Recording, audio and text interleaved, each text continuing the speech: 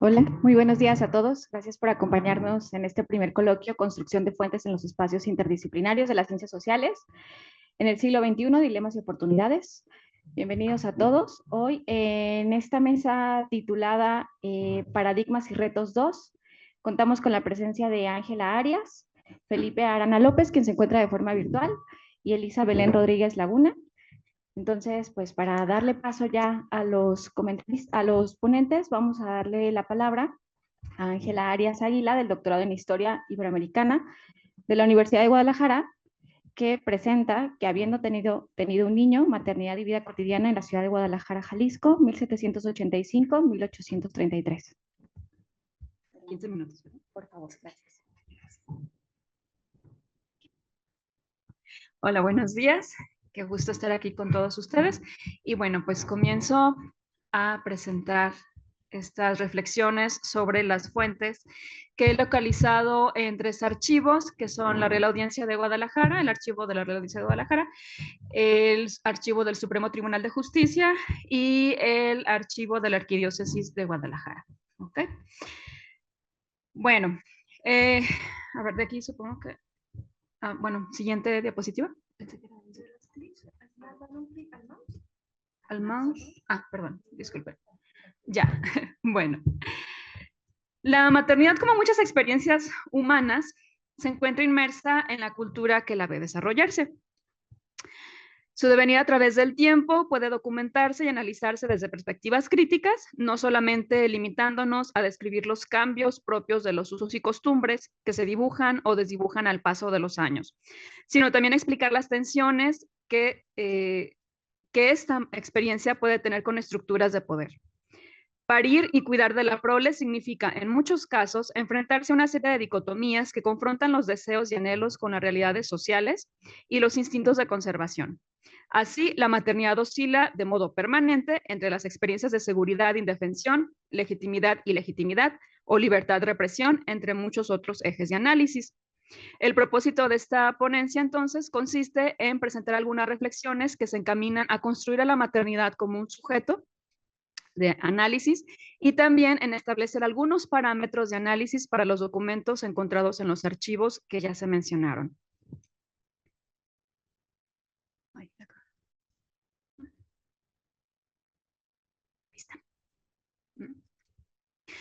Vemos entonces, entendemos a la maternidad como un proceso biológico que consiste en una serie de experiencias, como son la concepción, el embarazo, el parto, el puerperio y por supuesto la crianza, las cuales están mediadas y regladas por la cultura.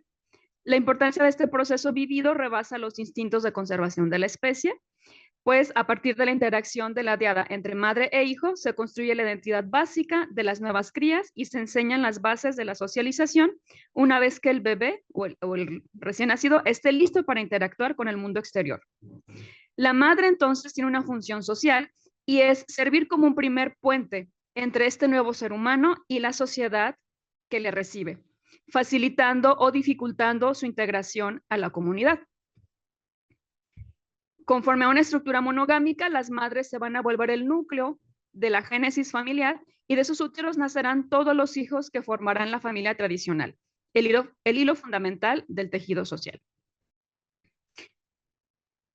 Vamos a ver entonces que hay como ciertas divergencias. Por un lado, hay un discurso, bueno, explico que este análisis parte de mi tesis que estoy realizando ahorita, que consiste en el análisis de las representaciones de la maternidad a través de discursos institucionales. Entonces, bueno, en ese marco es donde enfoco mi reflexión. Vamos a entender entonces que una cosa es lo que se dice sobre las madres, otra lo que se puede hacer y otra muy distinta lo que las mismas madres van a comentar de sí mismas acerca de en los documentos. Y vamos a entender entonces la primera coordenada de análisis. Y es que al tratar de fuentes institucionales estamos hablando que se trata de fuentes que están inmersas en una lógica de dominación. Conforme a la percepción de Stanley y Barbara Stein, la sociedad virreinal fue construida desde una dinámica colonialista de excesiva explotación e intereses de poder y riqueza entre sus representantes. De esta manera, las instituciones creadas por la corona tenían como propósito garantizar la permanencia de este control con fines de explotación. Esta lógica fue mucho más allá de las prácticas institucionales, pues terminaron involucrando al resto de la sociedad, en la cual las familias formaron parte de esta lógica de dominio. Mediante relaciones comerciales y también familiares, los engranajes de estas instituciones podían ejercer su autoridad en representación del rey, aunque sin olvidarse por entero de las necesidades de los grupos locales. Así las cosas, comenzamos entonces a problematizar la existencia de las madres, esas mujeres que atravesaron un proceso biológico de embarazo por puerperio, con fines de garantizar la perpetuación de la sociedad y establecer los parámetros necesarios de crianza para formar a nuevos súbditos capaces de integrarse a un grupo social. Si bien las familias jugaban un entramado de parentescos, compadrazgos, alianzas e incluso rivalidades, en el centro, casi desapercibidas, aparecen las madres. Su mención en estas redes no es incidental, pues su existencia podía fungir como un hilo que no solo dotaba de nuevos seres humanos a su grupo familiar, sino también de servicios, cuidados, conexiones con otros grupos sociales e incluso dolores de cabeza cuando su comportamiento se alejaba de los cánones de comportamiento de la época. Vamos a encontrar entonces que aunque el parir y cuidar de los hijos es una actividad básica para la perpetuación de la especie, las madres se ubicaban dentro de las sociedades en una posición de subordinación. ¿Y de dónde viene esta posición de subordinación? Bueno, sabemos que los criterios legales del viejo mundo se trasplantaron al nuevo y se expandieron en la práctica desde nociones que desde la antigüedad se mantenían respecto a las mujeres y a sus hijos. Tenemos, por ejemplo, a Agustín de Hipona, quien consideraba que la naturaleza de las mujeres tendía al pecado y por lo mismo era menester mantenerlas bajo el más estricto control y vigilancia, al extremo de poder hacer uso de la violencia contra ellas si era necesario. Otros filósofos que cimentaron las bases del conocimiento en nuestra cultura afirmaban que el cuerpo de las mujeres era algo defectuoso, débil y por lo mismo manifestación de un carácter incompleto, impresionable y en extremo visceral. Una justificación suficiente para excluirlas de las esferas políticas y del conocimiento, dada su evidente incapacidad. Como herederos del derecho romano, las leyes reales y eclesiásticas subsumían la existencia de las mujeres, en este caso hablando de las madres, en la noción romana de la propiedad del pater familias. Alfonso Otero explica que el derecho que rigió la vida en el virreinato de la Nueva España era la continuación del concepto patria potestas, establecido en el derecho romano, en el cual se otorgaba al padre el derecho absoluto de vidas, propiedades y destinos, tanto de la esposa como de los hijos. Se dice que la familia romana era una institución más política que afectiva, en la que el dominio de bienes y vidas era el principal interés. Dentro de esta jurisdicción encontrábamos a las esposas, por ende a las madres y los hijos que éstas procrearan. La pervivencia de este principio se percibe, por ejemplo, en una de las leyes de las 7 partidas, donde se establece que las madres viudas están obligadas a dejar a sus hijos con los familiares del primer esposo cuando ellas contrajeran segundas nupcias. Así las cosas, las madres eran las responsables de mantener el orden y la armonía del núcleo familiar, el cual, idealmente, debía administrarse desde la virtud, la mansedumbre, el sacrificio y, por supuesto, la santidad, de unas manos siempre ocupadas, una boca discreta y un ánimo amoroso, tal como lo sugería Fray Luis de León en su célebre y muy acudido texto, La perfecta casada. Entonces, pasamos a algunos casos que quisiera como reflejar desde esta perspectiva. Lo primero que vamos a encontrar en las fuentes es un contraste entre la expectativa y la realidad, es decir, las madres en estos expedientes judiciales y eclesiásticos van a aparecer en situaciones sumamente problemáticas, como lo podemos entender. En el caso, por ejemplo, vamos a explicar un poco qué encuentro en cada archivos. En el caso de la Arquidiócesis de Guadalajara, estoy localizando demandas ventiladas ante la curia eclesiástica para solicitar la separación de los cónyuges. En lo que concierne al archivo de la Real Audiencia, hemos revisado expedientes del ramo civil que atendían asuntos muy diversos, desde pleitos entre cónyuges por la obtención de alimentos de los hijos, hasta solicitudes de madres inquietas por la futura elección matrimonial de sus vástagos. Y en el caso del archivo criminal, Se presentan diversos delitos que consisten en riñas con un fatal desenlace, averiguaciones por la muerte de menores o el hallazgo incluso de un cadáver en la vía pública. Del Supremo Tribunal de Justicia localizamos expedientes también de índoles diversas, como pleitos por herencias, conflictos para la obtención de alimentos e incluso cobros por deudas. Todos estos expedientes se hablan de habitantes de la ciudad de Guadalajara y aunque ventilan asuntos que aluden a cuestiones directamente enfocadas sobre el cuidado de los hijos o incluso su legalidad, proporcionan de manera tangencial una valiosa información para esquematizar parte de la vida cotidiana de las madres. Entonces, yo los ordeno no de manera cronológica, porque en realidad no encuentro una forma cronológica de ordenarlos, sino más bien una cuestión temática. Entonces, lo primero que encontramos es, por ejemplo, se revela a través de los expedientes las rutinas de estas madres. Y cito algunos casos, porque obviamente el tiempo es limitado. El 27 de marzo de 1817, Manuel Gutiérrez y Fernández, alcalde ordinario de primer voto, recibe la queja de don Antonio Gutiérrez, quien explica, se presenta al juzgado para quejarse por el estupro que sufrió Francisca, una niña de 8 años de edad, en manos de Javier Quintero. Conforme a la declaración del primer testigo, Crispín Herrera, se indican las labores, o sea, qué estaban haciendo las madres cuando esta niña fue estuprada, ¿no? Dice entonces que el día anterior, habiéndose ido las mujeres de su casa a lavar, se quedó en ella, esta niña, con sus oficiales trabajando.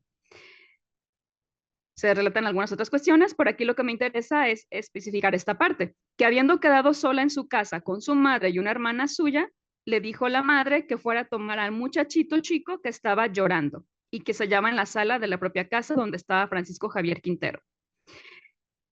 Esta es solo una pequeña escena que nos muestra las rutinas de estas madres, estas mujeres que tienen que salir a lavar el río, que tienen que confiar el cuidado de sus hijos a otros hijos más mayores y que están a cargo incluso de las labores de cuidado de animales de corral.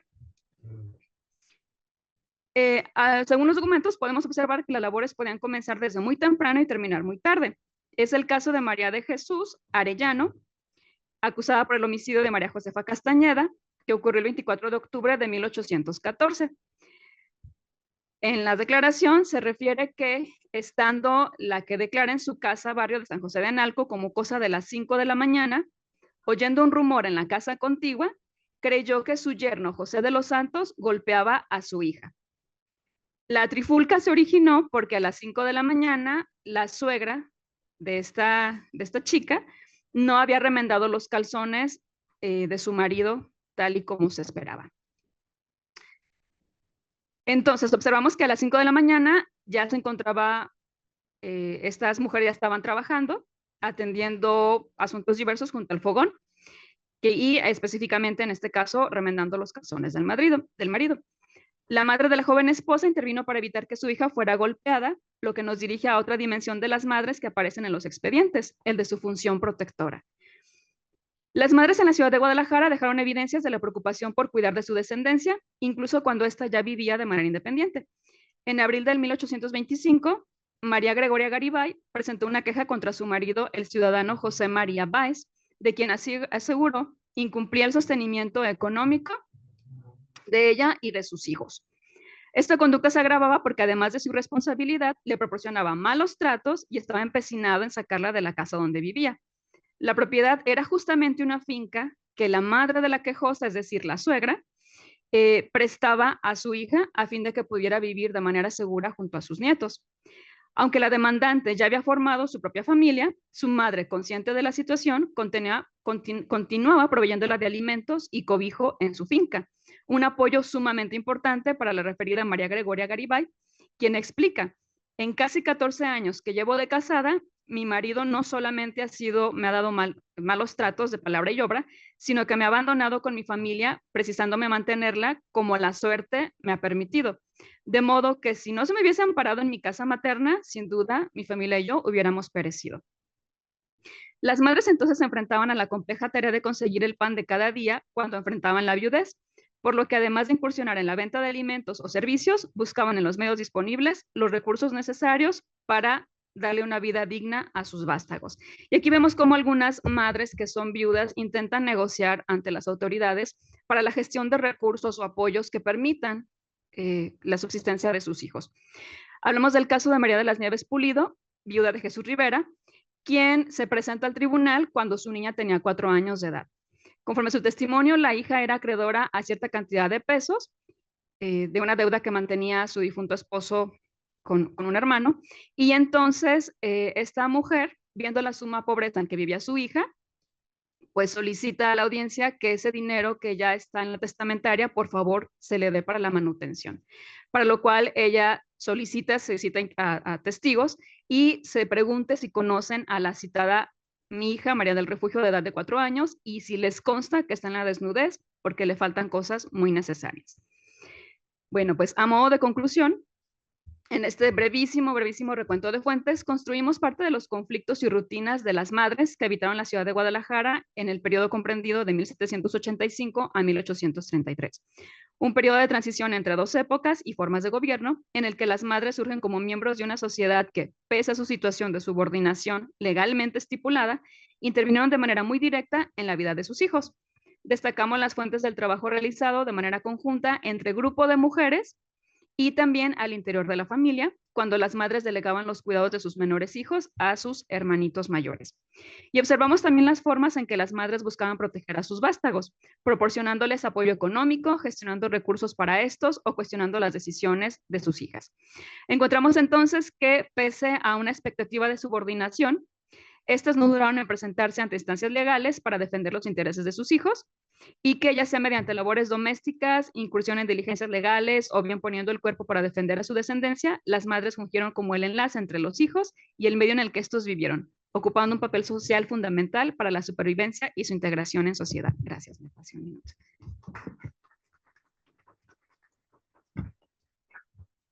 Muchas gracias. Gracias, Ángela. Bueno, vamos a darle paso a Felipe Arana López, quien se encuentra de forma virtual. No sé si ya estás listo, Felipe.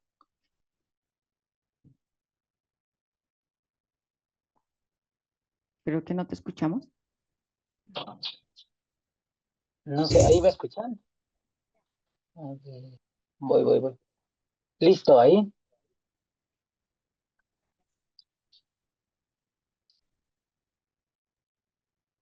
Presenta consideraciones interdisciplinarias de la calidad de vida. Entonces, tienes 15 minutos, Felipe, para tu presentación. Sí. Muchas gracias. Solo saber si ya me escuchan.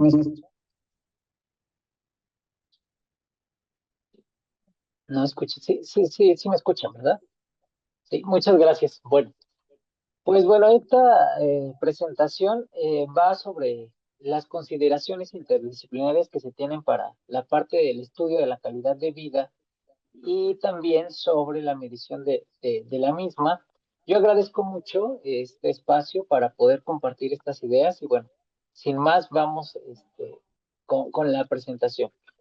Bien, pues comentar que esta presentación consta de 4 grandes apartados. Veremos una parte introductoria, luego veremos la parte del concepto que ha habido con relación a la calidad de vida y finalmente algunas conclusiones.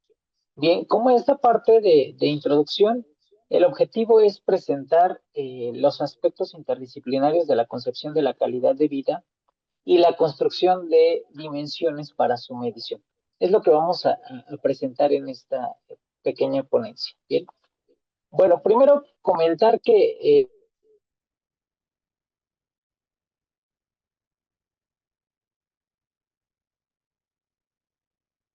de la población, incluso a sus ingresos o a su felicidad, decimos que las personas tienen cierta calidad de vida y otras no.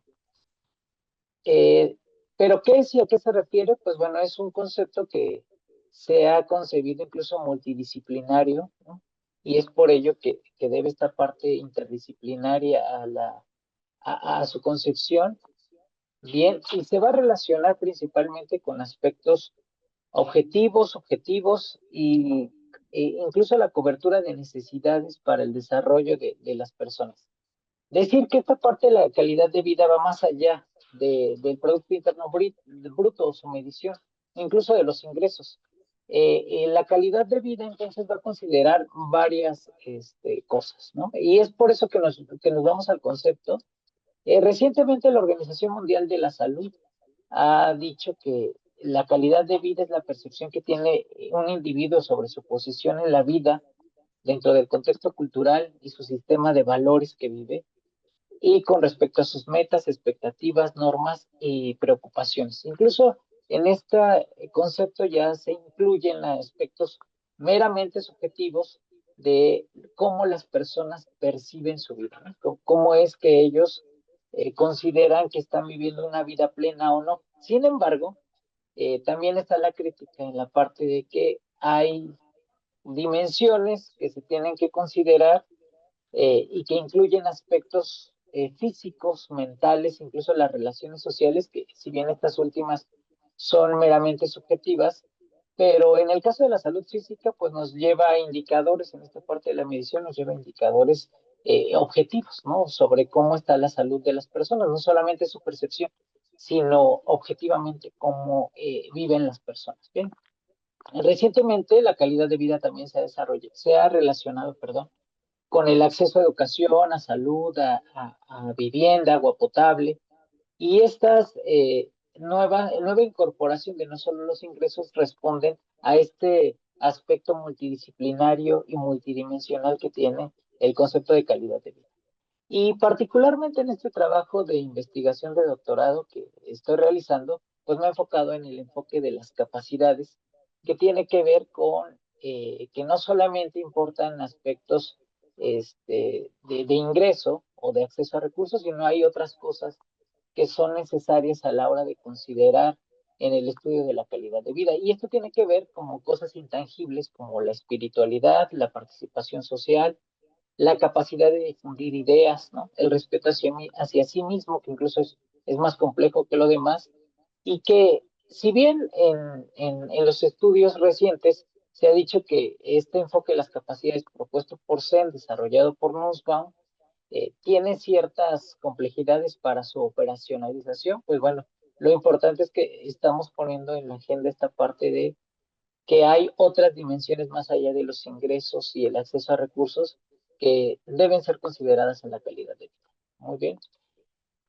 Bueno, entonces su estudio del concepto también es multidisciplinario, porque si hablamos de la calidad de vida y solo nos centramos en el enfoque económico-social, pues estaríamos descuidando otras dimensiones que son también importantes. Entonces, también se deben incluir dimensiones no solo económicas y sociales, sino psicológicas, culturales y biológicas, que van a interactuar de manera compleja para la parte de la calidad de vida. Y es ahí donde entra la parte interdisciplinaria, y es que desde las ciencias sociales la calidad de vida ha sido abordada como que existen ciertos contextos culturales, estructurales, comunitarios que influyen en el bienestar humano, dónde vives, con quién te relacionas, cuáles son las personas con las que convives, te van a llevar a tener cierta calidad de vida.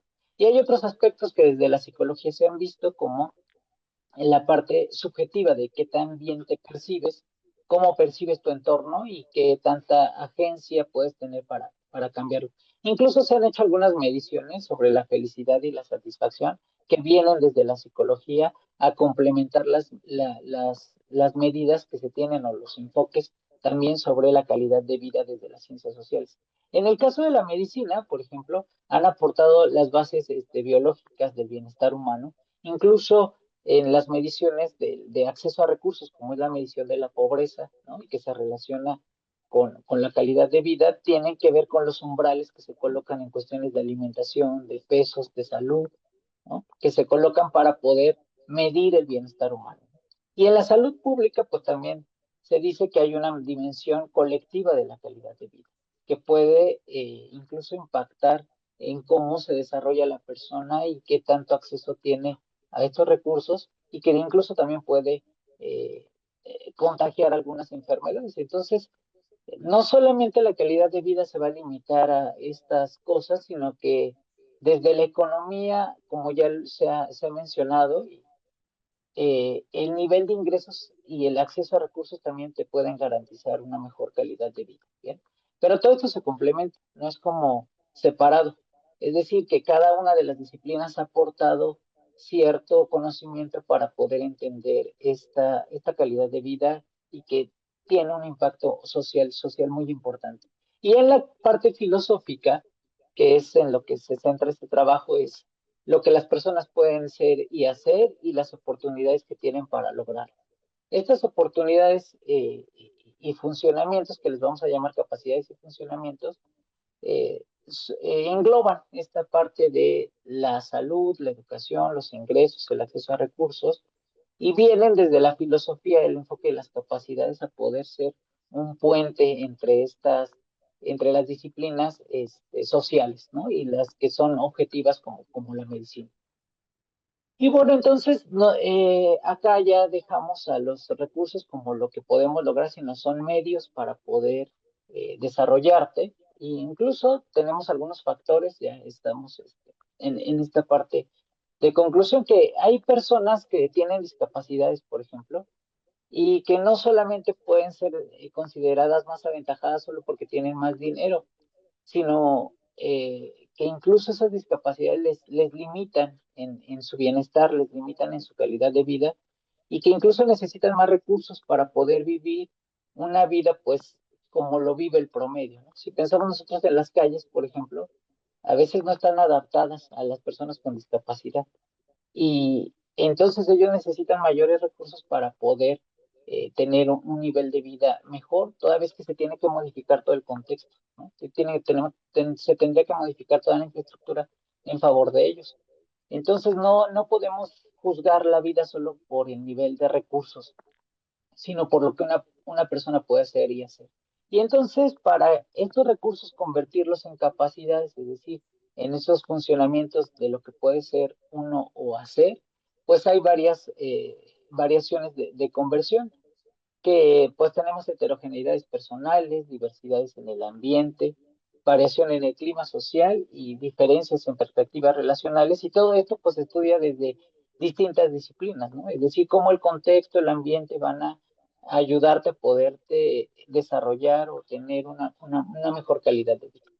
Y bueno, también no descuidando esta parte del bienestar subjetivo, porque también lo que tú percibes te puede llevar a tomar decisiones sobre tu propia vida, ¿no? Incluso los niveles de educación, personas con mayor nivel educativo a veces perciben su vida no tan mejor como aquellos que no tienen tanta ventaja en la parte de la educación, como lo veremos en la parte de las conclusiones. Entonces, lo que percibes también importa, y que esto viene de la psicología.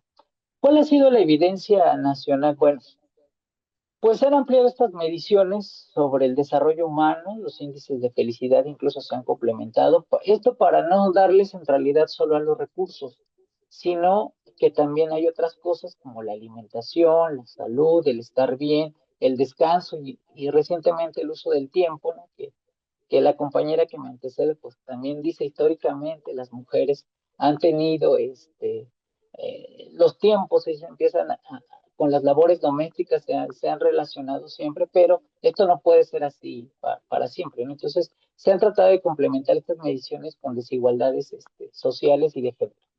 Y bueno, lo que sabemos a nivel internacional es que el apoyo social está relacionado más con las mujeres, se apoyan más, ¿no? Tienen esas redes, y el nivel de ingresos, por ejemplo, es más significativo para los hombres, es decir, les importa más a los hombres en esta concepción o estructura social donde al hombre se le ve como proveedor.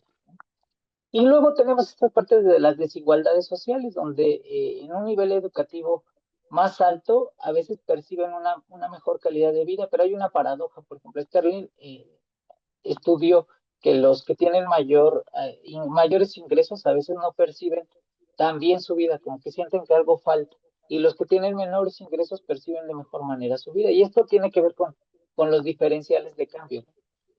Para una persona que llega a ganar un poquito más, pues le resulta un poco más de satisfacción para él. Entonces, también hay desigualdades territoriales, ¿no? Hay una mejor calidad en el ámbito urbano, por ejemplo, en los estudios que se han realizado, y hay espacios intermedios donde la gente vive pues mejor, ¿no? Que por lo regular en estos estudios que se han hecho en las urbes, en ese inter de urbano y rural, las personas perciben una mejor calidad de vida. Entonces, a manera de conclusión, en esta parte de la calidad de vida y su apoyo que ha tenido en esta concepción de ir delineando un aparato teórico y metodológico, decimos que en la calidad de vida no solo nos importa el dinero que tienen los individuos o si carecen de él, sino más bien qué tan capaces son de conducir su vida.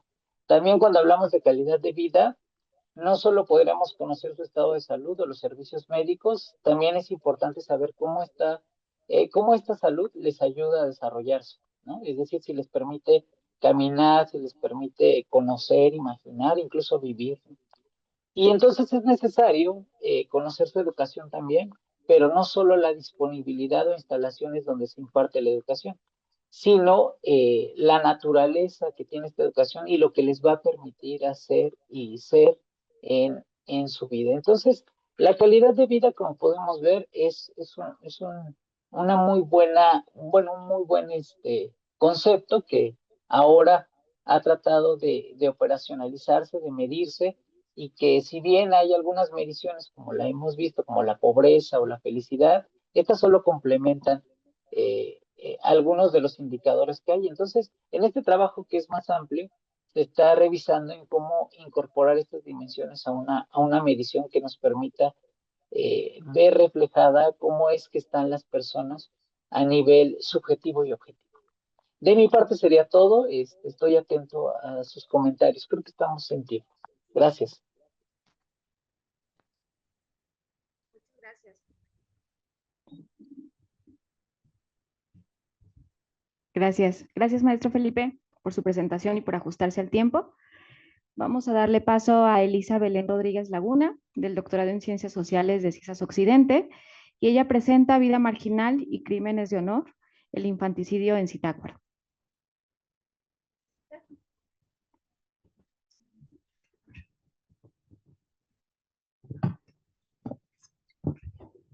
Listo, se escucha, ¿verdad? Pues muchas gracias por la invitación, por aceptar el trabajo, por leerme y bueno, por estar aquí presentes. Veo a muchos compañeros de CIESAS, entonces seguramente les vendrá bien esta charla. Bueno, pues a la historia de Zitácuaro la definen sus ausencias. El día de ayer hablamos de las fuentes, de qué ocurre cuando hay muchas fuentes, cómo hace unos ciertos cortes, pero en mi caso fue totalmente lo contrario, no había fuentes. Entonces, ¿cómo subsané este hecho? Bueno, pues esto forma parte, este capítulo que expongo el día de hoy, forma parte de mi tesis que tiene el título Donde el archivo calla, la justicia se esconde, Zitácuaro finales del siglo XIX, y particularmente voy a exponer uno de los capítulos en torno a la metodología, el trabajo de las fuentes, que se titula Vida marginal y crímenes de honor, el infanticidio en Zitácuaro.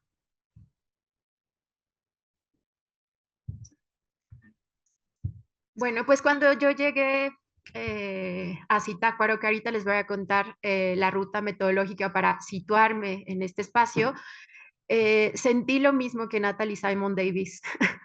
Dice, recuerdo vivamente mis sensaciones durante mi primera parada en Toulouse. Me decepciona al enterarme de que las sacas de procesos criminales ante el Parlamento, que eran del siglo XVI, ya no existían, de que nunca podría ir más allá de las descripciones de Coras y de Guillaume de Lesseps para responder a las preguntas del presente. Eso me ocurrió. Llegué a Zitácuaro y aunque ya conocía su historia, es decir, durante el siglo XIX hubo 3 incendios, no había fuentes, ¿no? Entonces, además de esto,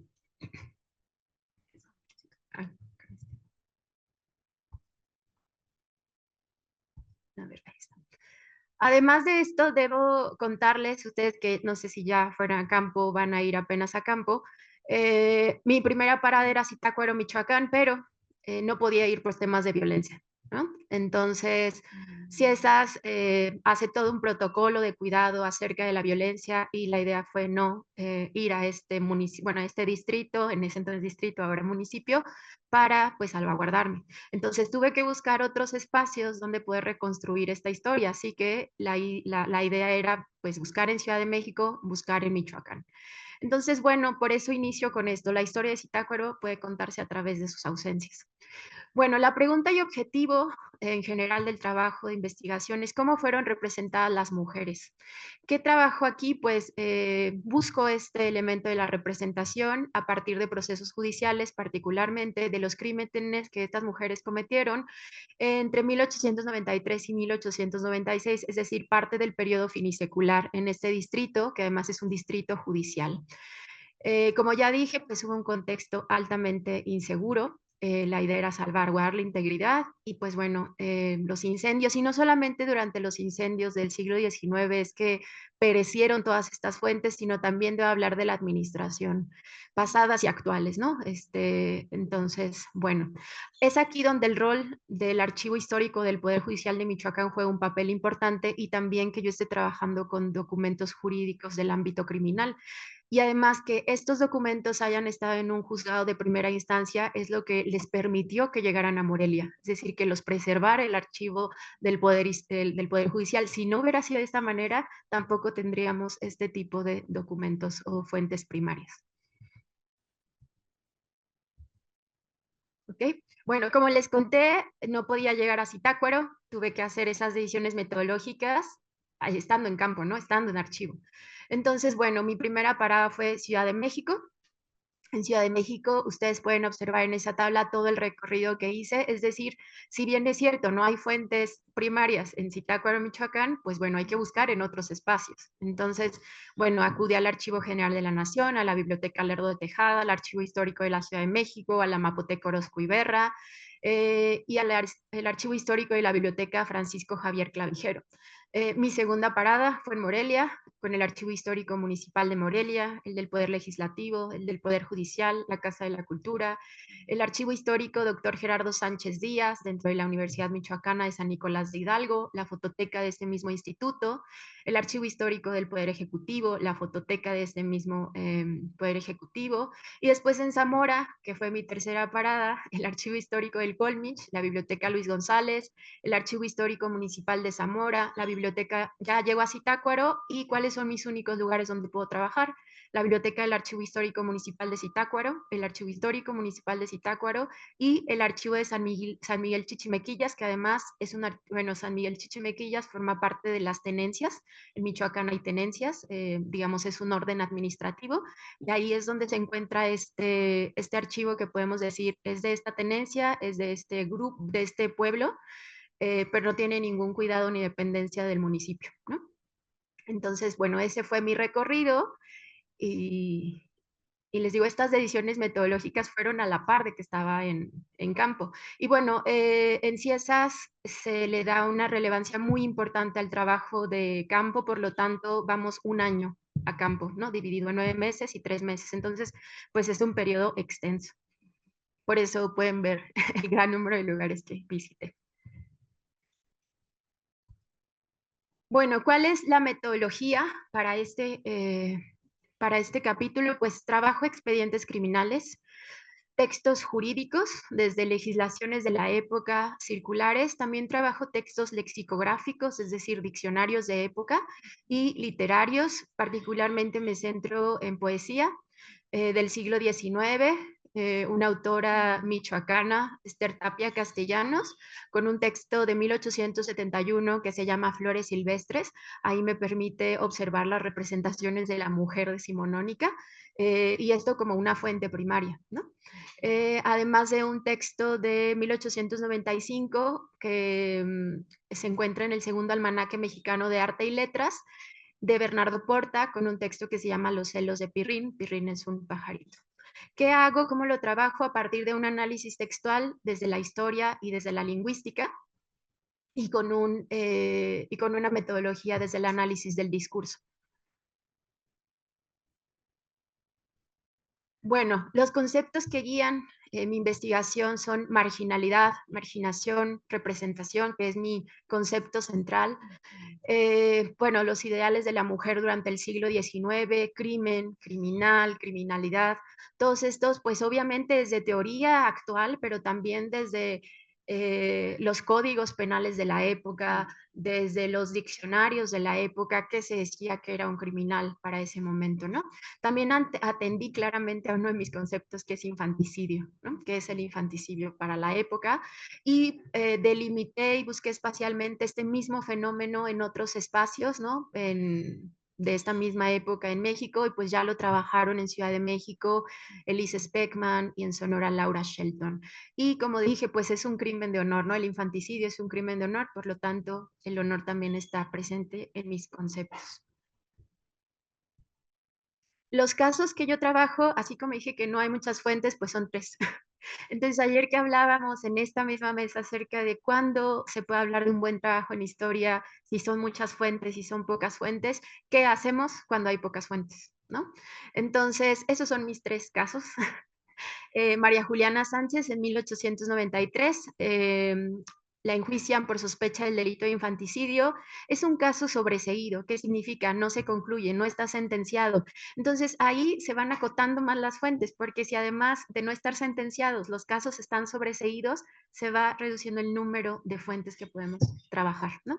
El segundo es el de Erlinda Garza en 1894, fue un infanticidio frustrado, pero sí estaba sentenciado, ¿no? O sea, sí se sentenció, el proceso judicial concluyó.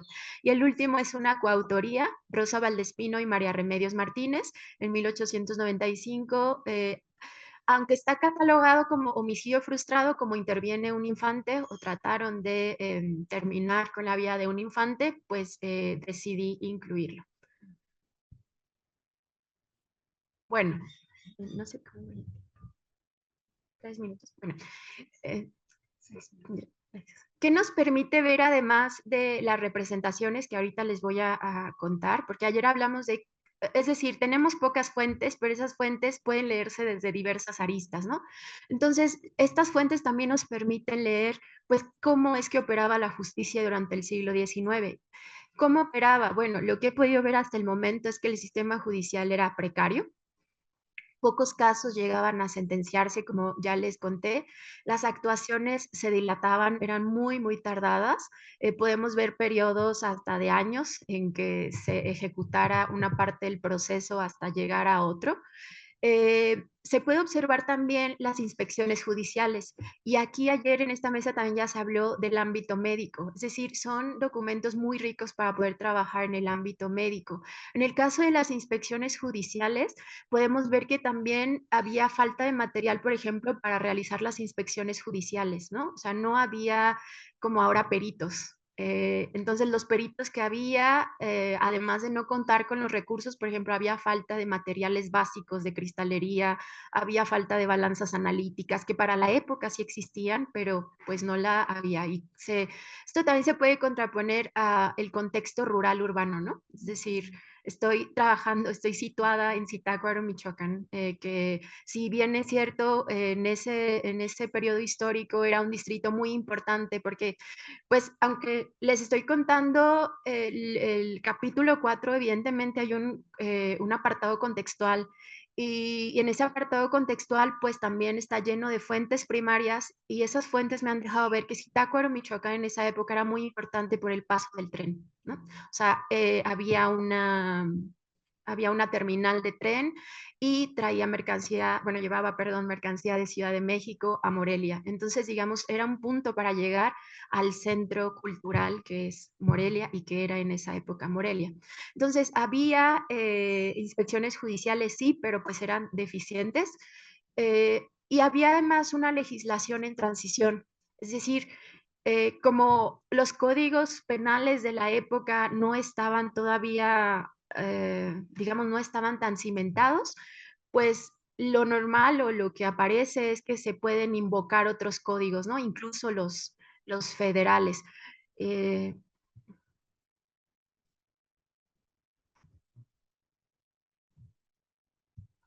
bueno, ¿cuáles son las conclusiones en torno a las representaciones con estas fuentes? El rol de madre y mujer cuidadora, bueno, había un rol de madre y mujer cuidadora, por lo que transgredir las normas, pues la situaba en los márgenes. Hay unas nociones de trabajo en torno a mujer víctima contra mujer transgresora, por lo tanto creo que ese binomio lo que hace es impedirnos comprender las circunstancias propias y las motivaciones para que estas mujeres delinquieran. Lo que llevó este binomio, ¿no? esta oposición entre estos términos, lo único que creo que hizo fue perpetuar la idea de que la criminalidad era parte de la naturaleza femenina, ¿no? Y se establece en un libro de César Beccaria, ¿no? Por ahí dice que la mujer delincuente lo trae ya en su naturaleza, ¿no? Entonces sería, era el pensamiento de la época. La vigilancia era una forma de control social. Quienes denunciaban eran los vecinos, y esto lo identificó también Laura Shelton en el caso de Sonora. Eran los vecinos hombres quienes iban a denunciar a estas mujeres, ¿no? Había precariedad en las condiciones de vida de las acusadas. Los documentos jurídicos criminales solamente tienen un apartado, ¿cómo voy? 3 tipos, que solamente nos permiten ver los generales de las acusadas, que es su edad,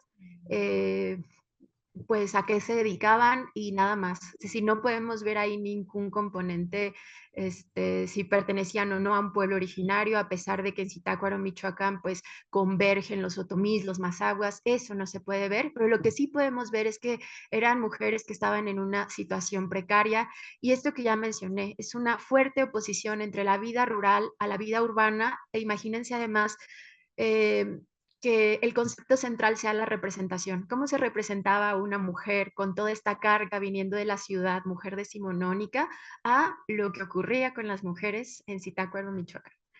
Entonces, bueno, solo cierro con esta cita. Nosotros los historiadores hacemos todo lo que podemos para conseguir pruebas y formular interpretaciones convincentes, pero siempre hay cuestiones espinosas que quedan sin resolver y exigen más investigaciones. Entonces, pues, ¿qué me queda? Pues seguir buscando algunos otros casos. Muchas gracias.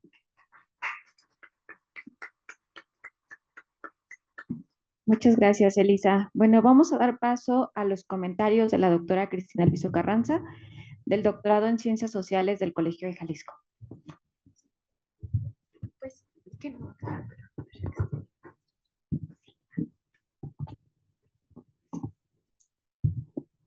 Bueno, en primer lugar, muchas gracias por la invitación a comentar esta mesa. Yo creo que tanto a Ciaira como a mí nos hizo recordar nuestra estancia en Ciesas también al escucharte. Bueno, ya más recientemente, ¿verdad? Yo ya hace algunos años. Y bueno, también ver, por ejemplo, que hay las dos primeras ponencias, la de Ángela y la de Elisa, pues van un tanto de la mano. Entonces creo que también ahorita las escuchaba, que creo que no se conocían, pero entonces este tipo de encuentros también puede ayudar a que ustedes se vayan conociendo, vayan también compartiendo, ¿no? Experiencias, fuentes, bibliografía. Entonces creo que también es algo de lo rico de esos espacios. Y bueno, en las dos, bueno, voy a empezar con Ángela, bueno, las leí diferente. Veo también, bueno, en las dos estos nuevos retos metodológicos, ¿no? Que se están enfrentando por el tipo de fuentes que están utilizando, pero también este tipo de nuevos temas que surgen ahora sí que desde el presente, ¿no? Desde que hoy día se está cuestionando la maternidad y demás, pero cómo ustedes retoman estos temas que están en boga actualmente para entenderlos desde el pasado, ¿no? Cómo era que se concebía este tipo bueno, de la maternidad o estas mujeres que se estaban saliendo de ese rol, ¿no? Que se ha impuesto, que se sigue imponiendo. Entonces, bueno, en el caso de Ángela, como ya lo dijo, ya está utilizando estas fuentes también judiciales, y creo que es muy interesante también lo que ella nos dice, porque surgen o encuentra estas fuentes a partir de las demandas. Es decir, surgen y a partir de que las mujeres rompen alguna de estas normas, entonces se pueden crear, pues son denunciadas y pues hay estas demandas, y a partir de ahí ella empieza a analizar, ¿no? Entonces todas estas fuentes surgen del conflicto, lo que nos permiten ver, bueno, qué estaban haciendo estas mujeres y qué estaban rompiendo y cómo pues llegan a este conflicto, y que gracias a este conflicto hoy ya las podemos encontrar en estos documentos. También ella nos habla pues lo que era esta realidad de la maternidad. Estas fuentes también le han permitido encontrar los retos que enfrentaban lo que era ser madre, pero también las negociaciones. Yo creo que un punto muy interesante de su trabajo es que sí nos está presentando estos casos que son muy significativos, pero nos habla de que estas mujeres, a pesar de estar en la subordinación, también no son ciudadanas como tal, viven en la subordinación, están negociando, se están enfrentando, están peleando porque ellas quieren algo mejor para sus hijos, ¿no? Entonces creo que a lo mejor aquí, aunque ya ustedes lo señalaron, pero darle como un poquito más de hincapié a esta parte de la agencia de las mujeres, ¿no? Que luego también los conceptos van cambiando, ¿no? Entonces de repente muchos dicen, ay, agencia ya no, pero seguir viendo qué hacían las mujeres, ¿no? Esta acción y cómo ellas se están negociando justamente a través de estas demandas y que ustedes las encuentran en estas fuentes diferentes, ¿no? En estas fuentes judiciales que yo recuerdo cuando estábamos igual en la licenciatura no eran tan comunes, o también nos decían que eran mucho de machotes, ¿no? Entonces decían, allá no hay mucho que encontrar porque son machotes, y no es cierto, ¿no? Ustedes lo están viendo aquí, ¿no? Que nos están, como señalan, se ven cuestiones de la vida social, cultural, las representaciones de las mujeres. Entonces, esas fuentes también son muy ricas, y en ambas ponencias y ambos trabajos coinciden en eso. Bueno, en el caso de Elisa, también veo esto, creo que nuevamente, ¿no? Obviamente sus fuentes tenían que ser las judiciales porque eran delitos, ¿no? Los infanticidios, pero bueno, ella nos habla de cómo estos archivos, o la carencia de archivos, ¿no? Que es a lo que a veces nos enfrentamos en muchos casos, que uno cree que vas a ir al archivo y va a estar ahí todo y no está. Y muchos archivos en distintos estados fueron quemados en distintos momentos de la historia. Por ejemplo, en el movimiento cristero se quemaron muchos archivos, ¿no? Era llegar y quemar los archivos. Entonces, ¿qué hacer en estos casos, no? Entonces, creo que lo que hace Elisa, también esta nueva ruta metodológica que tú haces nos puede ayudar, o puede ayudar a otros cuando no hay a qué archivos nos vamos, ¿no? Entonces volvemos a esta idea de las fuentes como un rompecabezas, ¿no? Encuentras un pedazo aquí, un pedazo allá, y que gracias a que, como tú ya nos explicaste, este tipo de delitos pasaban también a otra instancia, gracias a eso se tienen los archivos y no se hubieran perdido por completo, ¿no? Entonces creo que algo muy interesante de lo que tú nos hablas es de cómo podemos construir una ruta a partir de que no hay archivos y que tenemos que buscar en otros espacios. Y eso también nos habla de tener, como nos decía el doctor Olveda, ¿no? Esa experiencia y ese conocimiento, ¿no? A veces pensamos de que si no está aquí ya no está, pero tenemos que entender estos procesos institucionales que nos hablan de que si ahí inició un juicio, tenía que pasar a otras instancias también, ¿no? Entonces, ir recorriendo todos esos espacios para encontrar a las mujeres. En tu trabajo también yo encuentro este concepto de silencios, ¿no? Me parece muy interesante el cómo hablas de los silencios que hay en las fuentes y de también cómo las mujeres eran silenciadas, ¿no? Entonces recuerdo mucho los trabajos de Mila Dabazán, que habla como de estos silencios, ¿no? Y que son casi siempre, como también lo señala Ángela, pues impuestos a las mujeres, más que nada. También encuentro que hay esta cuestión, esta mirada tan patriarcal, ¿no? De que esta vigilancia permanente hacia las mujeres en ambos casos, y quienes podían o quienes tenían la facultad de denunciarlas eran los hombres. Y ya una vez que denunciaban, pues otras mujeres podían hablar y decir, sí, yo también vi, yo hice, pero tenía que haber como esta mirada de un hombre que legitimaba de alguna manera estas denuncias, pero pues en ambos se ve esa permanente vigilancia hacia las mujeres, hacia sus cuerpos, hacia sus acciones y sobre todo hacia ese deber ser, ¿no? Porque pues eres mujer, tienes que ser buena, o en estos casos, no sé, me quedo pensando si esta idea de que son naturalmente criminales también tenía mucho que ver con la cuestión eh, pues de su nivel, ¿no? De si eran pobres o no eran pobres, también tiene mucho que ver con si tenían más, según la época, más tendencia, ¿no? A delinquir, ¿no? Esto también me llevó a pensarlo. Y también, bueno, nos permite ver cómo eran enjuiciadas, ¿no? Como tú nos decías, cómo eran enjuiciadas las mujeres, con qué juicios de valor, así que con qué juicios de valor eran vistas, cómo se les juzgaba a estas mujeres, que a lo mejor no era la misma manera en que se les podía juzgar a los hombres, ¿no? Porque a ellas estaba la idea de que naturalmente una mujer también debe ser buena, ¿no? Y debe tener el instinto materno, y si estás cometiendo infanticidio, pues no lo tienes. No un tanto contrario a lo que nos decía Ángela, que son mujeres que justamente este instinto maternal las lleva a querer algo mejor para sus hijos, incluso ya independientes, ¿no? Los hijos ya en esta cuestión de con quién se iban a casar y demás, ¿no? Entonces, pero están estas dos partes, pero creo que como las fuentes, estas fuentes criminales nos permiten entender eso, nos permiten entender también la vida cotidiana, la vida social y cultural, pero en especial en cómo eran vistas las mujeres, cómo eran representadas y a partir de ahí también cómo eran de alguna manera pues enjuiciadas, ¿no? Cuando cometían este tipo de delitos. Por otra parte, el trabajo de Felipe Arana, bueno, el de él es un enfoque más que nada teórico que le va a permitir también, como lo dijo al final, luego ir a ver cómo a las fuentes o cómo se manifiesta esta calidad de vida. Él está proponiendo también un trabajo con interdisciplinaridad y, bueno, como decía, está a un nivel teórico, ¿no? Interdisciplinario, donde él ve la economía, las ciencias sociales, la psicología, para entender justamente pues qué es esta calidad de vida, y él se decanta también por el enfoque de las capacidades y Amartya Sen. Y como nos lo dijo él, pues a final de cuentas, para él este enfoque lo que busca no es estos maneras como se calificaba antes, ¿no? La calidad de vida, que también él nos lo menciona en la ponencia sobre el PIB, sino que ahora dice, no es lo que se tiene, no es el recurso, no lo que ganas, ni el acceso, sino el cómo se puede disfrutar, ¿no? Entonces, yo aquí me quedo pensando también en tus fuentes secundarias, ¿no? Cómo vas a construirlas o tus fuentes para ver cómo es esta calidad de vida, pero creo que tú ya tienes este enfoque teórico ya muy claro.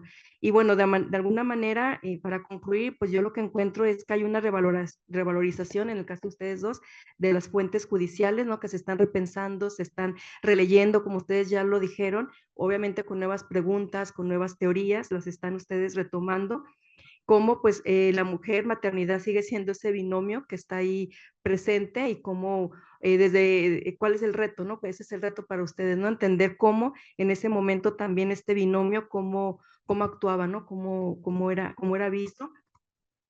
Y que también, bueno, al final de cuentas, como dice la mesa, pues los tres están proponiendo estos cambios de paradigmas, ¿no? De decir, bueno, hay también una vasta bibliografía en la que habla de cómo eran vistas estas mujeres, pero ustedes ya desde otras teorías y desde otras fuentes nos están mostrando otros resultados, ¿no? Entonces yo creo que eso es muy interesante y bueno, yo quiero también felicitarlos a los tres por estos trabajos y que ojalá y el año que entra, si se vuelve a hacer este coloquio, nos presenten nuevos avances, ¿no? Que ya veo que algunas ya están muy avanzadas, ¿no? Ya casi para terminar, porque ya presentaste en tu caso borrador, entonces ya los veo ya que ya están muy avanzados, pero que ojalá se pueda seguir haciendo este diálogo y que en especial ustedes dos que lo están trabajando temas muy semejantes continúen en este diálogo. Muchas gracias y muchas felicidades.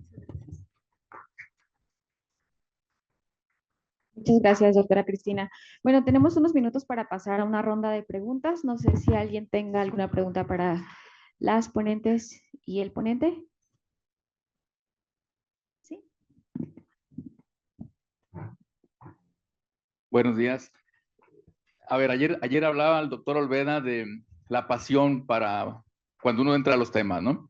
Quisiera preguntarte, Ángela, ¿de dónde te nació buscar estos temas de mujeres en la época colonial? Cuando, como decía Cristina, como que son muy patriarcales los estudios virreinales, ¿no?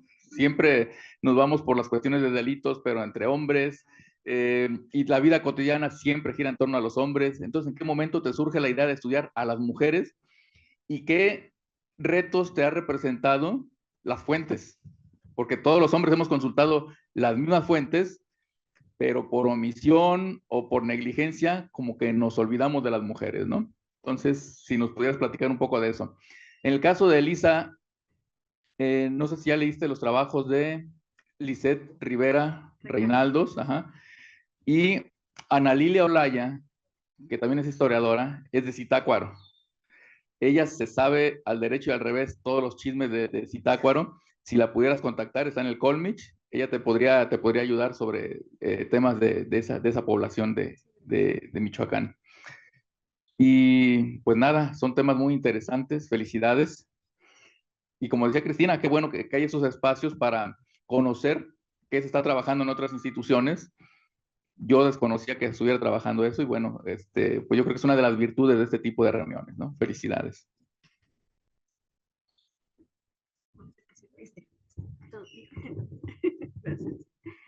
Hola, Muchas gracias por su pregunta. Bueno, sobre la primera, ¿de dónde nace el tema de las mujeres en la época colonial? En realidad es una inquietud derivada. Mi tesis de licenciatura y de maestría estuvo enfocada al estudio de las infancias. Específicamente la maestría, estudié violencia sexual contra niñas. Entonces, digamos que a través de las fuentes y de declaraciones que, para nuestra fortuna, los que estudiamos el ramo criminal en la época colonial son mucho más descriptivos, hay una información muy rica sobre vida cotidiana, pues digamos que por rebote me aparecía el rostro de las madres, ¿no? Por un lado. Por el otro, bueno, pues también experiencias de mi vida cotidiana. A lo largo he conocido mujeres que han sufrido negligencias, específicamente negligencias en los cuidados del embarazo. Una de estas personas, su nena que venía perfectamente bien, por negligencia del hospital de seguridad pública, su nena terminó con una atrofia cerebral bastante severa que limita su condición de vida y que limita las posibilidades incluso académicas de la madre. Entonces, digamos que a la hora de elegir el tema para el doctorado, lo que quería era una continuación, porque me di cuenta que el trato a las infancias está muy involucrado con las condiciones de vida de las madres, por lo menos para el periodo que yo estudio.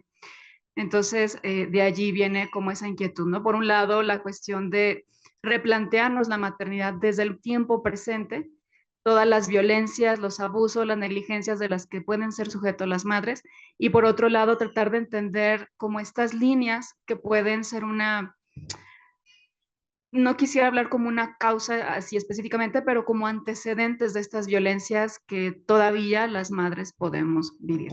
Esa es una. Y la otra, sobre los retos de las fuentes, híjole, pues es que es una cosa muy interesante porque por un lado, el trabajo implica también hacer una lectura entre líneas.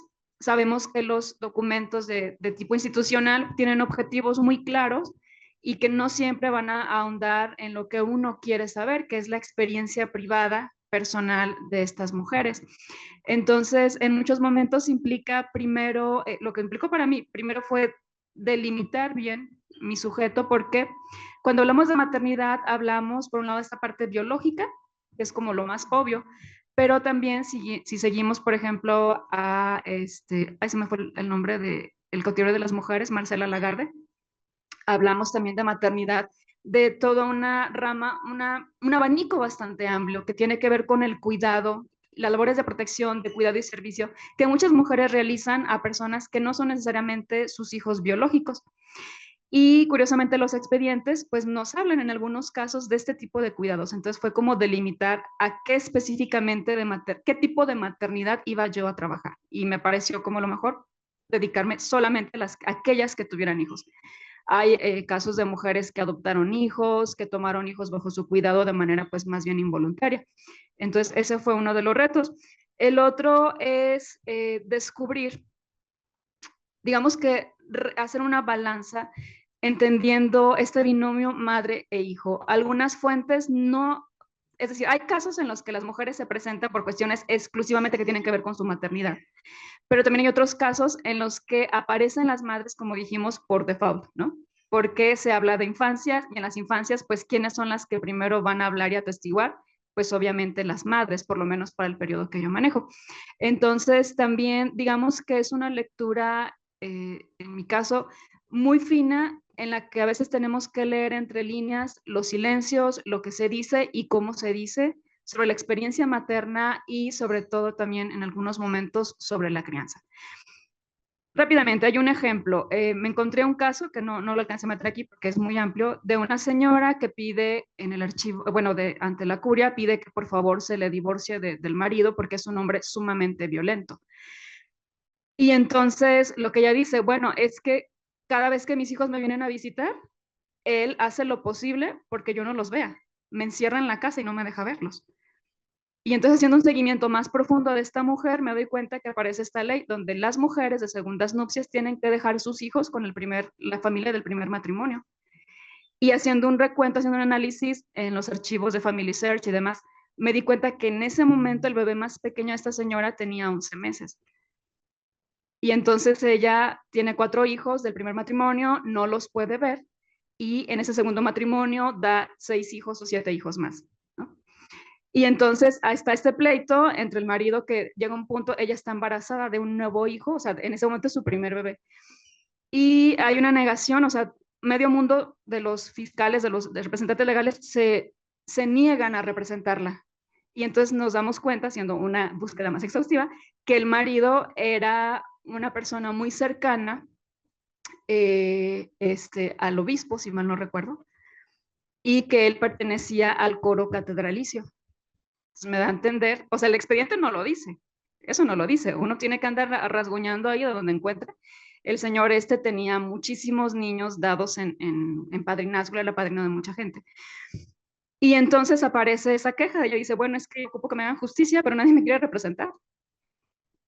Y al final ella ya explica que está embarazada, que sufrió maltratos del marido, y el marido responde después de muchas instancias, dice, bueno, yo no tengo ningún problema en separarme de ella, nada más que el bebé se quede conmigo. La hija se queda conmigo porque pues ella es una mala persona, es una mala mujer, le va a dar un pésimo ejemplo a nuestra hija, y entonces yo me divorcio, no hay problema, pero que me den a la... No, bueno, sabemos, me separo porque el divorcio no existía. Curiosamente es la última nota que aparece del marido, y a los días aparece ella compareciendo, o sea, comparece y dice que ya no hay nada que pelear, ella no tiene nada que quejarse, ya se arregló con el marido, todo está bien, ella está dispuesta a volver a vivir a su vida matrimonial. Creo que, o sea, esto nos da como una idea, ¿no? O sea, el expediente puede decir una cosa, porque el expediente solo marca, pues, fulanita casada con sutanito, tantos hijos, punto. Pero todo este trabajo de hilar, ¿no? El preguntarnos, ¿y por qué los hijos no están con ella? ¿Era mala madre, no los quería? No, pues es que en realidad hay una ley que lo prohíbe. ¿Quién era este hombre que nadie la quiere representar? Pues investigar, ¿no? Pues era un hombre bastante posicionado. Entonces, bueno, básicamente son como a grandes rasgos los retos que implica el trabajar con las fuentes con las que yo hago. Gracias. Pues agradecer por las sugerencias de la doctora Lisette, ya sí la conozco. De hecho, mañana aquí mismo se presenta el coloquio internacional de la Red de las Otras Historias, ¿no? Entonces, que trabaja temas de crimen, justicia, marginalidad, y pues van a ser 3 días y pues van a venir los expertos en estos temas, igual por si gustan asistir. Entonces ahí estará también la doctora Lisette y pues nos estará hablando de estos temas también en Michoacán. Muchas gracias. ¿Alguien más quisiera hacer alguna pregunta, comentario, algo? A ver, es que no alcanzo a ver. Buen día, felicidades por las presentaciones. Tengo una pregunta para la maestra Elisa. ¿La calificación del crimen de honor es una forma que se utilizaba entonces en la época respecto del infanticidio? ¿Era, digamos, una forma de implicar el delito? No, como tal no, o sea, tipificado como honor no, sino simplemente eran delitos donde se involucraba el honor, ¿no? O sea, donde se ponía en juego el honor, que era lo más importante de la mujer del siglo XIX, pues eso, el honor que estaba ligado con la cuestión familiar, la mujer ama de casa, dócil, incluso si ustedes van a la fuente que compartí de este autor, pues esta docilidad de la mujer en torno a la naturaleza, ¿no? O sea, una mujer que es capaz de vincularse con la naturaleza de una manera tan maternal. Entonces, sí, como tal, no es que se tipificara de esa forma, es decir, no aparece en el Código Penal como delito de honor, pero sí implicaba el que estuviera ahí dentro, ¿no? El honor en juego, ¿no? Eso sería. Muy bien, muchas gracias. ¿Alguien más? Sí, Janet. Sí, muy bien. Gracias.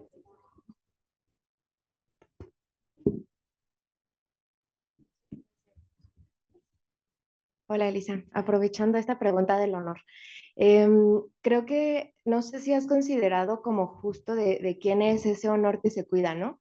Porque sí, claro, era de las mujeres y de su naturaleza y todo, pero muchas veces era como del padre, ¿no? O sea, porque el cómo de que la hija hizo esto, cómo que se embarazó si no estaba casada, o sea, no sé si haces esa distinción o si lo tienes como he considerado como qué tanto es el honor de la mujer en sí misma por ella sola y el honor que repercute, digamos, en todas las figuras masculinas que están alrededor de las mujeres, ¿no?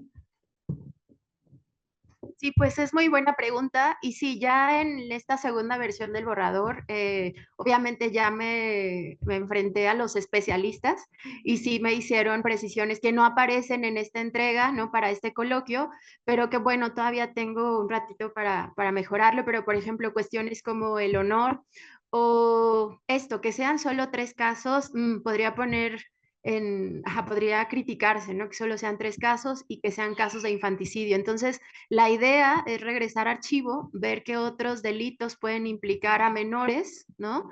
Para asociarlo con la cuestión de honor, la cuestión maternal, la cuestión de mujer, pero ese va a ser el reto, porque yo cuando recuerdo que fui al archivo, no había tantos, ¿no? Entonces, sí hay todavía, como ya lo dijo la doctora Cristina, pues ya se entregó un primer borrador, pero ese también se puede modificar y digamos, incluir nuevos, pues mejoras, ¿no? En torno a, sí, no solamente el honor, les digo también, ¿qué podemos agregar en torno a las fuentes y el vínculo con las infancias? Pero sí está. Muchas gracias. ¿Alguien más? ¿No? Bueno, pues entonces damos por finalizada esta primera mesa del día. Los esperamos a las 11:30 en la mesa número 2, que se llama Metodología 1. Muchas gracias.